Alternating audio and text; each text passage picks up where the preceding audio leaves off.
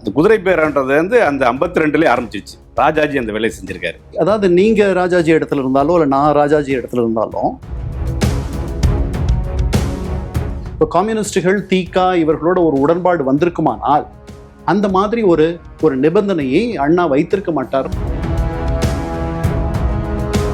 ராஜாஜி இருக்கக்கூடிய காங்கிரஸ்க்கு எதிராக நின்று திமுக ஆதரவு பெற்று வென்ற இந்த 2 வன்னிய கட்சி தலைவர்களும் நொடி பொழுதும் தாமதிக்காமல் அந்த சின்ன அமைச்சரவையில் ஒரு 8-10 பேர் தான் இருப்பாங்க. அதுல 2 வன்னியர்கள் அமைச்சர்களாக இருந்த அதிசயம் அப்போதே நடந்தது. அந்த சென்னை அந்த சட்டமன்றத்திலே கணிசமான கம்யூனிஸ்டுகள் வந்து தெலுங்கு பகுதி, தெலுங்கானா ஆந்திரா பகுதியை சேர்ந்தவங்க. அது பிரிஞ்சு போனதுனால தான் அது கம்யூனிஸ்ட் கொஞ்சம் வீக்கானது, கொஞ்சம் பலவீனம் அடைந்தது அப்படின்னு பார்க்க முடியாது. இல்லை, அதையும் பார்க்கலாம். காலுக்கு செருப்பும் இல்லை, கால் வயிற்று கூழும் இல்லை, பாழுக்கு உழைத்தோமடா தோழா, பாழ்பட்டு நின்றோமடா. அந்த பாட்டு அவரது தான். ஒரு கதாசிரியர், ஒரு வசனகர்த்தாவுடைய பெயர் பெரிதாக வருவது என்பது திராவிட இயக்க எழுத்தாளர்களுடைய சாதனை. திரையுலகம் நல்ல நல்ல பிள்ளைகளை நம்பி இந்த நாடே இருக்குது தம்பின்ற அந்த பாட்டை நீங்க எடுத்துக்கிட்டீங்கன்னா, மேடையில் முழங்கு அறிஞர் அண்ணா போல்னு இருக்கும். அதை சென்சார்ல மாத்திட்டாங்க. இதய தெய்வம் நமது அண்ணா தோன்றினார், அவர் என்றும் வாழும் கொள்கை தீபம் ஏற்றினார், அந்த வழி காணலாம். எங்க அண்ணன் ஒரு பெரிய புரட்சிக்காரர் அப்படின்ட்டு பண்டரிபாய் சொல்லுவாங்க. அவங்க அண்ணனா அவங்க அந்த படத்துல பராசக்தியில SS ராஜேந்திரன் சொல்றாங்க. ஆனால் எல்லாருக்கும் தெரியும் அந்த புரட்சிக்கார அண்ணன் என்பது. சமையல் எண்ணெய் மற்றும் உணவுப் பொருள் ஏற்றுமதியில் 20 ஆண்டு கால அனுபவம் பெற்ற ஸ்டார் எக்ஸ்போர்ட் ஹவுஸ் கயல் ஆக்ரோ ஃபுட்ஸ். நேயர்களுக்கு வணக்கம். சிறப்பு நேர்காணலுக்கு உங்களை அன்புடன் வரவேற்கிறேன். ஐக்கிய நாடுகள் சபையில் அரசியல் துறை அதிகாரியாக பணியாற்றியவரும், அண்ணா ஒரு சாதாரண மனிதரின் அசாதாரணமான வாழ்க்கை என்பது உட்பட பல நூல்களின் ஆசிரியருமான திரு R. கண்ணன் அவருடன் ஒரு சிறப்பு நேர்காணல். வணக்கம் சார். வணக்கம் பழனியப்பன். திமுக தொடங்கப்பட்டு ஒரு 75 ஆண்டுகளாகுது. அதை வந்து திமுக ஒரு பெரிய அளவில் கொண்டாடிட்டு இருக்காங்க. அறிவு திருவிழாலாம் நடத்தியிருக்காங்க. அதை பற்றி ஒரு கிட்டத்தட்ட ஒரு 75 ஆண்டுகளில் திமுக தொடங்கி இப்போ வரைக்கும் ஒரு முக்கியமான ஒரு காலகட்டங்களில் ஒரு தொட்டு ஒரு நினைவுபடுத்துகிற மாதிரியான ஒரு நேர்காணலாக அது அமையணும் அப்படிங்கிறதுக்காக தான் உங்களை சந்திச்சிருக்கோம். அதில் நிறைய ஒரு தருணங்கள், முக்கியமான தருணங்கள் இருக்குது. இதில் எங்கே தொடங்குறது அப்படின்றதுல எனக்கு ஒரு கேள்வி இருந்தது. ஆரம்ப கட்டத்திலேருந்தே துவங்கிடலாம்னு நினைக்கிறேன்.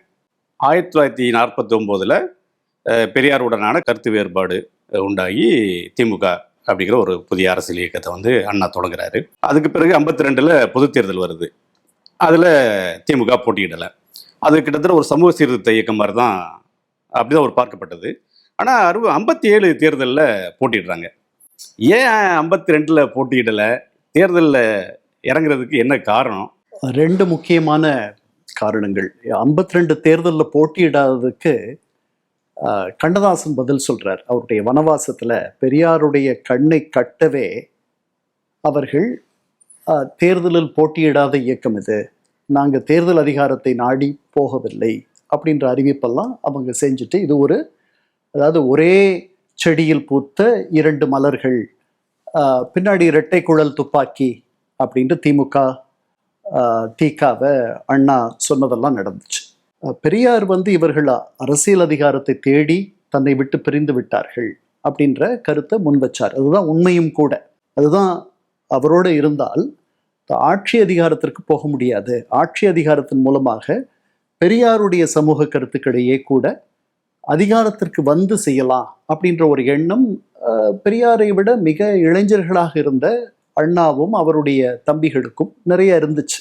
அதனால அவர்கள் பெரியாரை விட்டு பிரிய வேண்டிய ஒரு அவசியம் வந்தது. ஏன்னா பெரியார் இதை தொடர்ந்து சமூக இயக்கமாகத்தான் நடத்தணும்ட்டு அவர் உறுதியா இருந்தார்.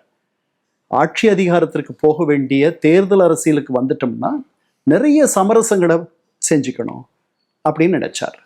அவர் சொல்ற மிகப்பெரிய உதாரணம் என்னன்னா, வேப்ப எண்ணெய் கூட இனிக்கலாம், ஆனால் அரசியல்வாதி தூய்மையானவனாக இருக்க முடியாதுன்றார் அதிகாரத்திற்கு வருபவர்கள். அதனால அவருக்கு 40ல் 2 முறை ஆட்சி அமைக்க நீதி கட்சி தலைவராக அவருக்கு பிரிட்டிஷ் அரசு அவரை கேட்டுக்கொண்ட போது கூட வேண்டாம்னு சொல்லிடுறார். அதுதான் அவருடைய நிலை. அதனால அவர்கள் வெளியே வந்தார்கள். இப்ப வெளியே வந்து முதல்ல வர தேர்தலில் ஒரு 3 ஆண்டுகள்ல வரக்கூடிய தேர்தலில் அவர்கள் பங்கெடுக்கிறாங்கன்னா பெரியார் சொல்றது உண்மையாயிடும். அதனால அவர்கள் பொறுத்திருந்தார்கள். அதுதான் காரணம். வேற ஒன்றுமே கிடையாது. அண்ணாவுடைய பல பேச்சுக்கள் இருக்கு. நாங்க ஆட்சி அதிகாரத்தை நோக்கி வரல, நாங்க சமூக மாற்றத்திற்காகத்தான் வந்திருக்கிறோம், எங்களால பெரியாருடைய தலைமையின் கீழ் வேலை செய்ய முடியல, அவர் எப்பவும் எங்களை கடிஞ்சுக்கிட்டே இருக்காரு, எங்களை அவர் பாராட்டுவதே இல்லை, நாங்கள் உழைப்பாளிகள் இல்லைன்னு சொல்றாரு, என்ன போய் சோம்பேறின்னு சொல்றாரு, இப்படியெல்லாம் பேசியிருக்காரு. இதுதான். அதனால வனவாசத்துல கண்ணதாசன் எழுதுறார், பெரியாரின் கண்ணை கட்டவே அவர்கள் அந்த தேர்தலில் நிற்கவில்லை அப்படின்ட்டு. ஆனால் அந்த தேர்தலில் திராவிட முன்னேற்ற கழகம் பல பேரை ஆதரித்தது. அவர்கள் அந்த மற்ற வேட்பாளர்களுக்காக இறங்கி வேலை செய்தார்கள், பிரச்சாரம் செய்தார்கள். அதற்கு என்ன பண்ணாங்க, முதல்ல வந்து ஏகே கோபாலன் ஒரு பெரிய கம்யூனிஸ்ட் தலைவர், அவர் வந்து காங்கிரஸுக்கு எதிர்பார்க்கிற எதிர்க்கட்சிகள் எல்லாம் ஒன்னா சேரணும்ட்டு ஒரு வேண்டுகோள் விடுக்கிறார். அதை ஒட்டி ஜீவானந்தம், நம்ம கம்யூனிஸ்ட் இயக்கத்தினுடைய தமிழகத்தினுடைய ஒரு மிக உயர்ந்த ஒரு தலைவர், அவர் அண்ணாவை 4 முறை சந்திச்சு பேசுறார். பெரியாரோட திக, அண்ணாவுடைய திமுக, இவர்களுடைய கம்யூனிஸ்ட் இயக்கம், அப்போ ஒன்றுபட்ட கம்யூனிஸ்ட் இயக்கம், இது மாதிரி 2 கிடையாது, இவங்க 3 பேரும் சேர்ந்து ஒரு கூட்டணி அமைக்கணும் அப்படின்ற ஒரு முயற்சியில் அவர் இறங்குறார். அண்ணாவும் அதற்கு சம்மதிக்கிறார். ஆனால் கண்ணீர் துளிகளோடு எனக்கு எந்த தொடர்பும் கிடையாதுன்னு சொல்லி பெரியார் அதை தள்ளிடுறார். தள்ளிட்டு அந்த கூட்டணி அமையாத பெரியாரும் கம்யூனிஸ்டுகளும் மட்டும் ஓரளவுல ஒரு சின்ன ஒப்பந்தம் மாதிரி பண்ணிக்கிட்டு பெரியார் அவர்களுக்காக ஒரு காரணம், அந்த கூட்டணி அமையாததுக்கு ஒரு காரணம் என்ன சொல்லுவாங்கன்னா, இந்த திராவிட நாடு அப்படிங்கிற ஒரு கோரிக்கையை ஏத்துக்கிறவங்களுக்கு தான் ஆதரவு அப்படின்னு சொல்லி அண்ணா சொன்னாரு. கம்யூனிஸ்டுகள் அதை ஏத்துக்கல, அதனால கூட்டணி அமையாம போச்சு. அது பின்னாடி வந்திருக்கணும்னு நினைக்கிறேன். அந்த கூட்டணி உடைய போகுது, கூட்டணி நடக்க போறது இல்லை, பெரியார் தான் அதுக்கு பெரிய முட்டுக்கட்டை. என்னை விட்டு பிரிஞ்சவங்களோட நான் இவ்வளவு சீக்கிரம் இணையறதும், அவர்களோட துரோகிகள்னே சொன்னார், என் முதுகுல குத்துனவங்கன்னு சொன்னார். அவங்களோட அவர் சேர விரும்பல. கம்யூனிஸ்டுகளுக்கு அவர் தனியாக அவர் ஆதரவு தெரிவித்து பிரச்சாரம் செய்தார். தஞ்சாவூர் மாவட்டங்களில் கம்யூனிஸ்டுகள் அதனால் பெரிய வெற்றிகளை அடைந்தார்கள்.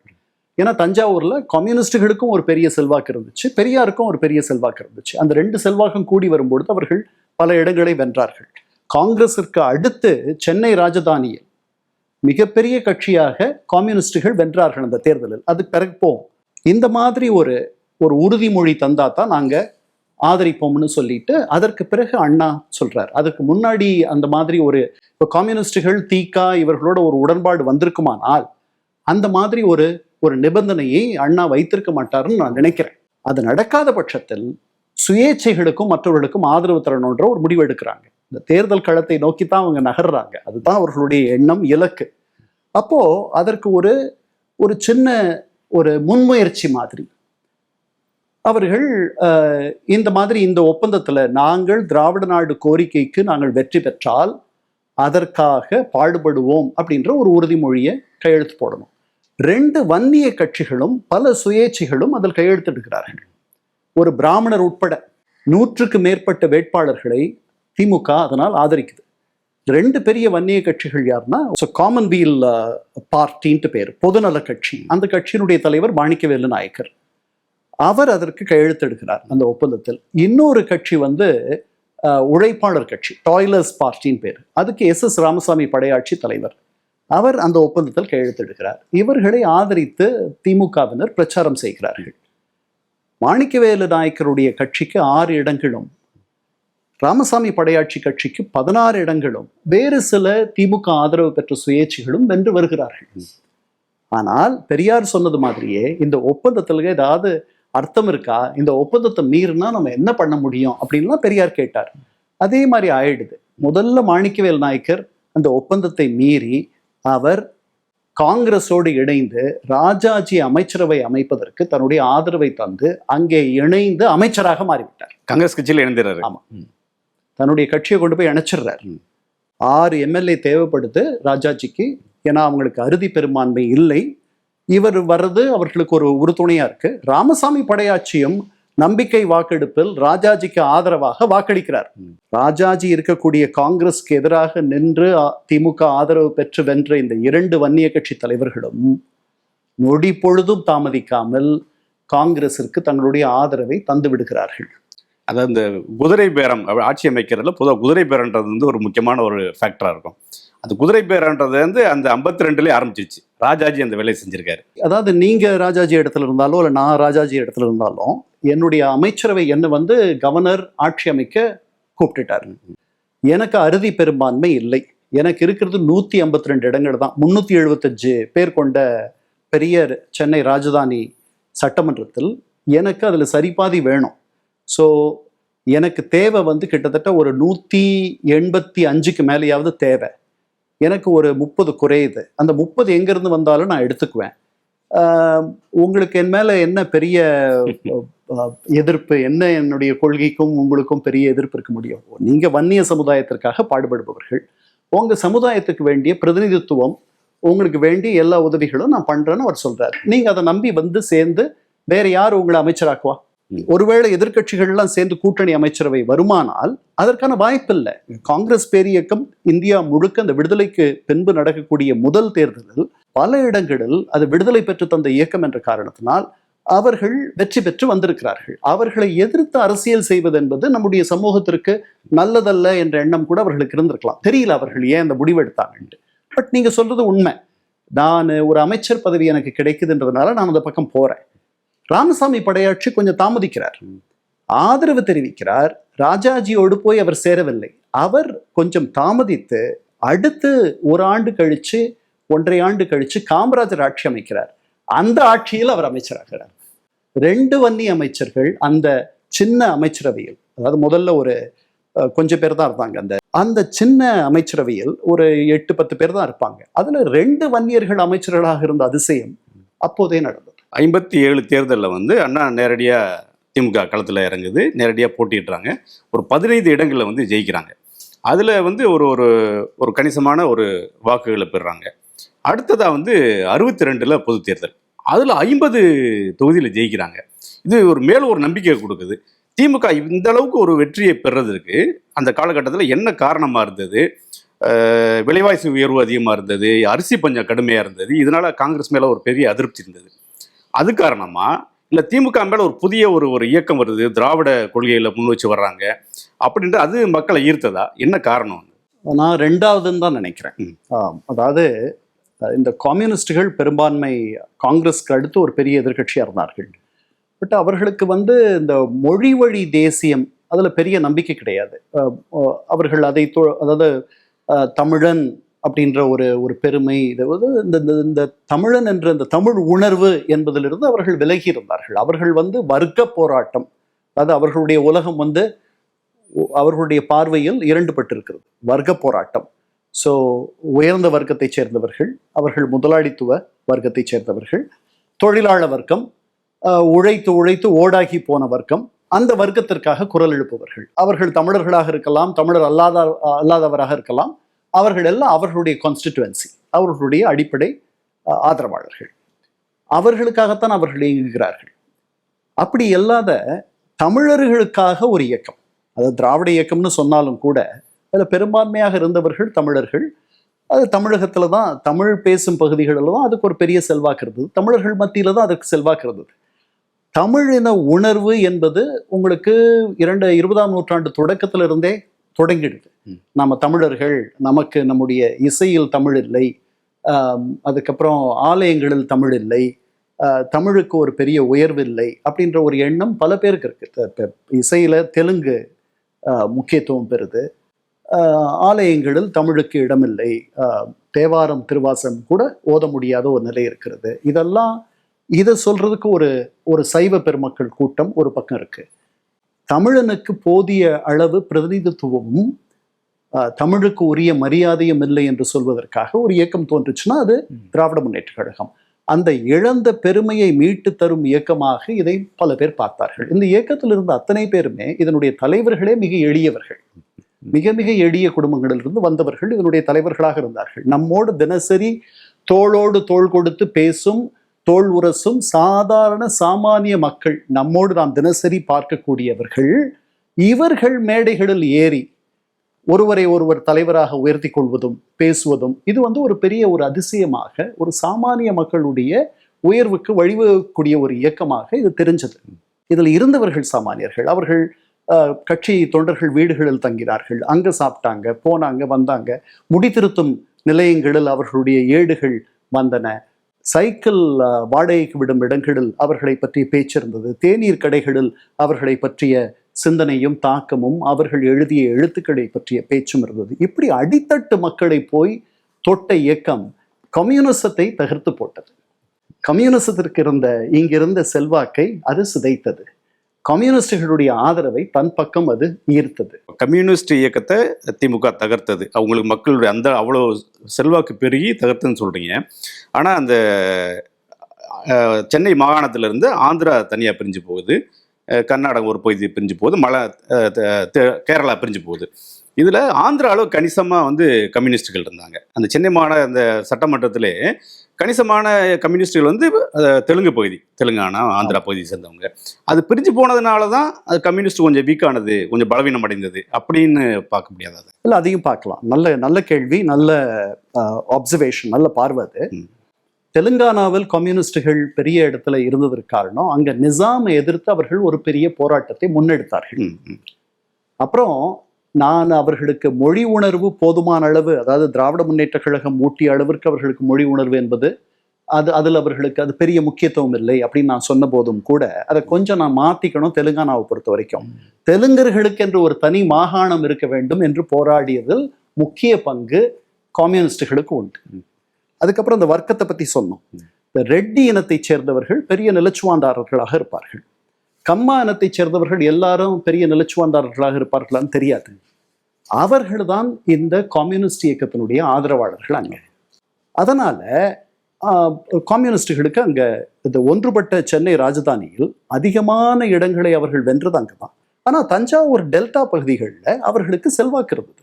இன்னைக்கு வரைக்கும் கூட ஓரளவுக்கு, ஒரு சின்ன அளவுக்கு செல்வாக்கு இருக்கு. ஆனால் ஒரு சாதாரண குடியானவனுக்கும் சேர்த்து குரல் கொடுக்கக்கூடிய இயக்கம் திராவிடர் கழகம் அல்லது திராவிட முன்னேற்ற கழகம் அப்படின்ட்டு, அதாவது நான் மாஸ்கோவுக்கு செல்லுவேன், மாலன்காவுக்கு சொல்லுவேன் அப்படின்லாம் பேசியிருக்கார் அண்ணா. ஜார்ஜி மாலன்காவ் அங்கே பிரதமர் பதவி மாதிரி ஒரு பதவியில் இருந்த ஒருவர் ரஷ்யாவில். அதை சொல்றாரு, நான் மாஸ்கோவுக்கு செல்வேன், அதை அடுக்குமொழியில் பேசுறதுனால மாலன்காவுக்கு சொல்லுவேன் அப்படின்லாம் சொல்றாரு. நான் தான் முதல் கம்யூனிஸ்ட் அப்படின்றார்.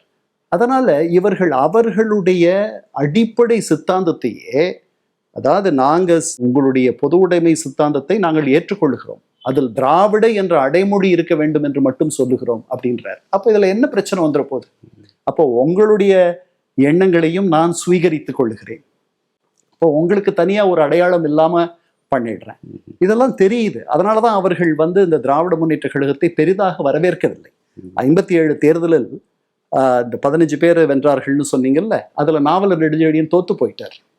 மற்றவர்களெல்லாம் வென்றார்கள். கலைஞர் கருணாநிதி குடித்தலையில் வெல்கிறார், சத்யவாணி முத்து ஜெயிக்கிறாங்க, நான் நினைக்கிறேன் NV நடராசன் ஜெயிக்கிறார், இந்த மாதிரி பாவு சண்முகம், இந்த மாதிரி முக்கியமான பலர் வென்று வருகிறார்கள். அந்த 15 பேரில் அடுத்த தேர்தலில் ஒரே ஒருவர் மட்டும்தான் வெல்கிறார். மீதி 14 பேர் தோற்று போகிறார்கள். இந்த ஒருவர் கலைஞர் கருணாநிதி, அது நம்ம எல்லாருக்கும் தெரியும். நாவலர் நெடுஞ்செழியன் தோற்று போறதுக்கு காரணம் என்னன்னா, கடைசி நேரத்தில் கம்யூனிஸ்டுகள் தங்களுடைய வேட்பாளரை பின்வாங்கி கொண்டு காங்கிரஸ் வேட்பாளரை ஆதரித்தார்கள். அதை அண்ணாவே சொல்றார் இந்த மாதிரிலாம். அதனால அவர்களுக்கு தெரியுது, நம்முடைய கான்ஸ்டிட்யூவன்சிக்கு நம்முடைய ஆதரவு தளத்தை இவர்கள் நோக்குகிறார்கள், அதை இலக்காக வைக்கிறார்கள் என்பதை இவர்கள் புரிந்து வைத்திருக்கிறார்கள். 70 வரைக்கும் திராவிட முன்னேற்ற கழகத்தில் தொழிற்சங்கங்களே கிடையாது. அப்போ தொழிற்சங்கங்கள் வரைக்கும் நீங்க வச்சுக்கோங்க, மீதி ஆட்கள் அத்தனை பேரும் எங்களுடைய ஆதரவாளர்களாக இருப்பதில் உங்களுக்கு பிரச்சனை இருக்கக்கூடாதுன்ற மாதிரி ஒரு பேசப்படாத ஒப்பந்தம் தான் இருக்கு. அதனால கம்யூனிஸ்டுகள் திராவிட முன்னேற்ற கழகத்தை கண்டு அஞ்சுகிறார்கள். இவர்கள் மாதிரி பேசுவதற்கு அவர்களிடத்தில் வலம்புரிஜான் சொன்ன மாதிரி கம்யூனிசம் தமிழகத்தில் வளராததற்கு காரணம் அவர்களுடைய மொழிபெயர்ப்பு. அதை எப்படி மொழிபெயர்க்கிறது? வர்க்கம்னாலே பல பேருக்கு புரியாது, மீதியெல்லாம் அப்புறம் சுரண்டல்னா என்ன புரியும்? அதனால பாஜீவானந்தம் அந்த அளவுக்கு ஒரு பேச்சாளராக இருந்தார், மிகப்பெரிய பேச்சாளர். பட் அவர் வேகமா இறந்து போயிடுறாங்க. அவங்க 60களிலேயே தவறிடுறார். இவர்கள் இங்க பெரியாரோடலாம் இருந்துட்டு தான் வெளியில போறார். பெரியாரோடு இருக்கிறார், காந்தியவாதி அவர். அதெல்லாம் பார்த்து அதற்கு பிறகு அப்புறம் தான் போறார். அதனாலதான் சொல்றாரு, காலுக்கு செருப்பும் இல்லை, கால் வயிற்று கூழும் இல்லை, பாழுக்கு உழைத்தோமடா தோழா, பாழ்பட்டு நின்றோமடா. அந்த பாட்டு அவரது தான். நான் பிறந்த வண்ணாரப்பேட்டையினுடைய எம்எல்ஏவா இருந்தவர். திமுகவுடைய வளர்ச்சி படிப்படியாக வந்து வளர்ந்துட்டே போகும். சரிவுன்றது இல்லை, பின்னடைவுன்றது இல்லை, வளர்ச்சியை நோக்கி தான் போயிட்டே இருக்காங்க. 67 தேர்தல் அதில் வந்து அதில் தான் ஆட்சியை பிடிக்கிறாங்க. அந்த 62, 67 இந்த காலகட்டத்தில் ஒரு மிகப்பெரிய வளர்ச்சி, மிகப்பெரிய செல்வாக்கு வந்து திமுகவுக்கு அதிகரிக்குது. அதில் முக்கியமான காரணம் என்னன்னா, ஏற்கனவே அவங்க வந்து ஒரு பெரிய பேச்சாளர்கள், மக்கள்கிட்ட எளிதாக அணுகுமுறை அந்த இதெல்லாம் இருக்குது. அது இல்லாமல் இந்த சினிமாவுடைய தாக்கம் வந்து முக்கியமாக இருந்தது. திரு கருணாநிதி அவர்கள், திரு அண்ணா அவர்கள் வந்து திரைப்பட வசனம்லாம் எழுதினாங்க, கதை எழுதினாங்க. அதை தாண்டி எம்ஜிஆர் அப்படிங்கிற ஒரு மிகப்பெரிய ஒரு செல்வாக்கு மிக்க ஒரு சினிமா நட்சத்திரம் வந்து திமுகவுக்கு ஒரு முகமாகவே இருக்கிறாரு. இதில் இந்த சினிமாவோட பங்கு எந்த அளவுக்கு இருந்தது திமுக வளர்ச்சி? சினிமாவுடைய பங்கு மிகப்பெரிய பங்கு, எம்ஜிஆருடைய பங்கு மிகப்பெரிய பங்கு. உங்களுக்கு பராசக்தி வந்து ஒரு பெரிய புரட்சியை, அதற்கு முன்பாக வேலைக்காரியும் நல்ல தம்பியும் ஒரு பெரிய சமூக மாற்றத்திற்கு வித்திடக்கூடிய படங்களாக பார்க்கப்படுகின்றன. அதில் அறிஞர் அண்ணாதுரைன்ட்டு முதல் அவர் பெயரை பெருசாக போட்டு யார் எழுதுறாங்கன்றது பெரிய செய்தியாக திராவிட இயக்க எழுத்தாளர்கள் திரையுலகத்திற்கு வந்த பிறகு வந்ததை நம்ம பார்த்தோம். பராசக்தியில் முதல்ல பெருசாக போடுறது கலைஞர் மு. கருணாநிதி, அதுதான் பெருசாக வரும். உங்களுக்கு ஒரு ஹீரோவுடைய பெயர் பெருசாக வர்றதுக்கு பதில் ஒரு கதாசிரியர், ஒரு வசனகர்த்தாவுடைய பெயர் பெரிதாக வருவது என்பது திராவிட இயக்க எழுத்தாளர்களுடைய சாதனை திரையுலகத்தில். அண்ணாவுக்கு பிறகு இவர்கள், அதுக்கு பிறகு தொடர்ந்து எம்ஜிஆர் அவர்களோடு வந்து இணைந்த பிறகு, அதற்கு முன்பாகவே அவர்களோடு சிவாஜி கணேசன் இருக்கார், எஸ் ராஜேந்திரன் இருக்கார். அதற்கு முன்பாக அவர்களுக்கு கிடைத்த மிகப்பெரிய ஒரு பரிசு அப்படின்னா KR ராமசாமி, நடிப்பிசை புலவர். ஆனால் அவர் எம்ஜிஆர் எட்டிய உயரங்களை வேறு எந்த நடிகரும் எட்டதில்லை. ஸோ அவர் வந்து சேர்ந்த பிறகு அங்கே சிவாஜி கணேசனுக்கு இடமில்லாமல் போயிடுது. அவர் வெளியே போயிடுறார் 56. எம்ஜிஆர் 53 வந்து சேர்றார். சேர்ந்த பிறகு நாடோடி மன்னன் 58 வருது. நாடோடி மன்னன் ஒரு பெரிய உயரத்திற்கு, அங்கதான் முதல்ல எம்ஜிஆர் பிக்சர்ஸ் அப்படின்றதுல ஒரு ஆணும் பெண்ணும் திமுக கொடியை தாங்கி நிற்கிற மாதிரியான ஒரு எம்ப்ளம், அந்த ஒரு இலட்சணைய வடிவமைச்சு அந்த படத்துல காட்டுறார். முதல்ல படங்கள்ல வந்து தெளிவாக அண்ணாவை பற்றி சொல்றது, திமுகவை பற்றி சொல்றது, திருக்குறள் முன்னேற்ற கழகம்னு அதுக்கு முன்னாடியே ஒரு பாட்டு வரும். அது ஆக்சுவலா திமுக அப்படின்னு எல்லாரும் புரிஞ்சுக்கிட்டாங்க. அதை கலைவாணர் NSK பாடுவார். இப்போ எம்ஜிஆர் வந்த பிறகு நல்ல நல்ல பிள்ளைகளை நம்பி இந்த நாடே இருக்குது தம்பின்ற அந்த பாட்டை நீங்க எடுத்துக்கிட்டீங்கன்னா, மேடையில் முழங்கு அறிஞர் அண்ணா போல்னு இருக்கும். அதை சென்சார்ல மாத்திட்டாங்க. மாத்தின உடனே திருவிக்கா போல் அப்படின்ட்டு பண்ணாங்க. ஆனா இன்னைக்கும் நீங்க இந்த பாட்டை கேட்டீங்கன்னா மேடையில் முழங்கு அறிஞர் அண்ணா போல் தான் வரும். சென்சாரை திருப்திப்படுத்துறதுக்காக அந்த நேரத்தில் அது பண்ணாலும் கூட பின்னாடி மாறிடுச்சுன்னு நினைக்கிறேன். அதனால அண்ணாவுக்கும் திமுகவுக்கும் ஒரு பெரிய வெளிச்சம். அப்புறம் அதை வந்து எம்ஜிஆர் கட்சி தலைவன் அப்படின்னு ஒரு படத்துக்கு பேரை வைக்கிறாரு. அது வந்து எலெக்ஷனுக்கு முன்னாடி எலெக்ஷனுக்காகவே எடுக்கப்பட்ட ஒரு படம், எலெக்ஷன் பிரச்சாரத்திற்காகவே. ஆனால் அந்த படம் தோல்வி அடைஞ்சிருக்கு, பெரிய வெற்றி கிடையாது. ஆனா அதுக்கு முன்னாடியே பல இடங்கள்ல, அதுக்கப்புறம் இவர் ஆட்சிக்கு வந்த பிறகு, இவர் தனியா கட்சி தொடங்கின பிறகு அண்ணாவை பத்தி என்னுடைய இதய தெய்வம், அப்புறம் வந்துட்டு நிறைய பாடல்கள்ல அண்ணாவை பற்றிய இதெல்லாம் வரும். என்னுடைய மன்னன், இதய தெய்வம், அவர் சொன்னபடி நடப்போம், இதய தெய்வம் நமது அண்ணா தோன்றினார், அவர் என்றும் வாழும் கொள்கை தீபம் ஏற்றினார், அந்த வழி காணலாம் போகலாம் அப்படின்லாம் பாடுவார். அதெல்லாம் பின்னாடி. பட் தொடர்ந்து திமுகவுக்கு ஒரு வெளிச்சம் தரக்கூடிய திரைப்படங்கள், அதுல வந்து இரட்டை அர்த்தம் தொனிக்கும் வசனங்கள். அதாவது உங்களுக்கு பராசக்தியிலேயே கூட எங்க அண்ணன் ஒரு பெரிய புரட்சிக்காரர் அப்படின்ட்டு பண்டரிபாய் சொல்லுவாங்க. அவங்க அண்ணனா அவங்க அந்த படத்துல பராசக்தியில எஸ் ராஜேந்திரன் சொல்றாங்க. ஆனால் எல்லாருக்கும் தெரியும் அந்த புரட்சிக்கார அண்ணன் என்பது பேரறிஞர் அண்ணா. இது 52லயும் நடக்குது. அதனால தொடர்ந்து இவர்கள் கூத்தாடி கட்சினே இவர்களுக்கு மாப்போசி சொன்னார். அதை காமராஜரும் பின்னாடி வந்து எதிரொலிச்சார். அதனால சினிமா வந்து ஒரு பெரிய ஒரு இடம் இருந்துச்சு. இது வந்து புதுசு கிடையாது. இது காங்கிரஸ் முதல்ல கையாண்டது. விடுதலை இயக்கத்தை நீங்க பார்த்தீங்கன்னா, விடுதலை இயக்கத்துல உங்களுக்கு காமராஜருடைய குரு தீரர் சத்யமூர்த்தி, அவர் ஒரு நாடக நடிகர். அவர் மேடைகளில் நடித்து காங்கிரசினுடைய விடுதலை வேட்கையை கிளறி விட்டவர். KB சுந்தராம்பாள், அவங்கெல்லாம் காங்கிரஸ்க்காக பாடுபட்டவர்கள்.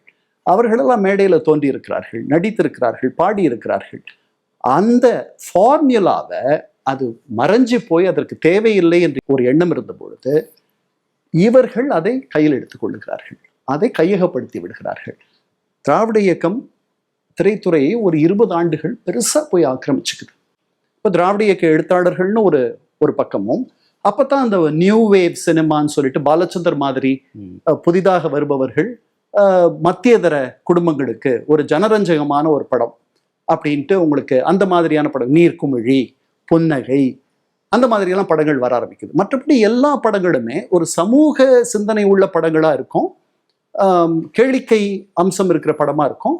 பட் எம்ஜிஆர் படங்களில் எல்லாரும் ஒத்துக்கிட்டாங்க, இங்க ஏதாவது ஒரு சின்ன பிரச்சாரம் இருக்கும், ஒரு பிரச்சார நெடி எங்கேயாவது இருக்கும், அதை அவங்க மாற்ற சொல்லுவாங்க, அதை மாற்றி ஏதாவது தலைவர் ஏதாவது பண்ணுவார் அப்படின்ற மாதிரி வந்துருச்சு. அண்ணா ஒரு நிகழ்ச்சிக்கு போயிட்டு இருக்கிறாரு.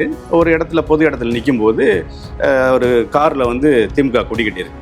அப்போ அங்கேருந்து அவங்க நீங்க எம்ஜிஆர் கட்சியா அப்படின்னு சொல்லி அண்ணாட்ட கேட்டதா அது எந்த அளவுக்கு உண்மை இல்லை. உண்மை.